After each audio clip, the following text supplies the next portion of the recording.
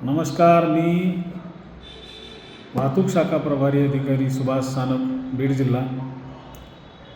सध्या हिवाळ्याचे दिवस आहेत. सर्व जनतेला आवाहन करण्यात येत आहे की राष्ट्रीय महामार्ग आणि राज्य महामार्गावर सकाळी वॉकिंग, रनिंग किंवा इतर व्यायाम करू नये. आत्ताच 2 दिवसापूर्वी घोडका राजुरी या ठिकाणी बस अंगावर जाऊन 3 मुलांचा मृत्यू झाला व 2 जखमी झाले. त्यांच्या कुटुंबावर फार मोठे संकट आले. अलीकडे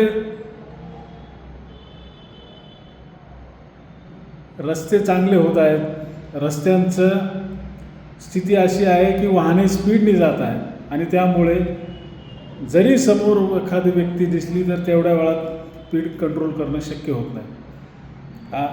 पाटोदा रोड या ठिकाणी देखील खूप मुले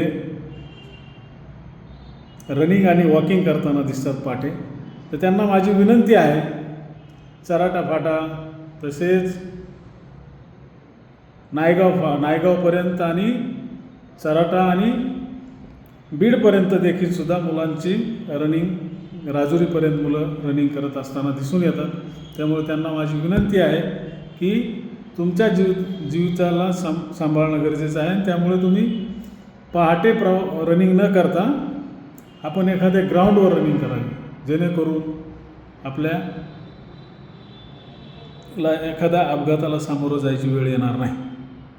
त्यामुळे सर्व जनतेला आवाहन करतो की आपल्या मुलांना किंवा मुलांनाही आवाहन करतो की आपण रोडवर रनिंग किंवा व्यायाम करण्यासाठी जाऊ नये व ज्येष्ठांनी वॉकिंग करण्यासाठी महामार्ग किंवा कोणत्याही मार्गावर जाऊ नये, जेणेकरून आपल्याला अपघाताला सामोरं जाण्याची वेळ येईल.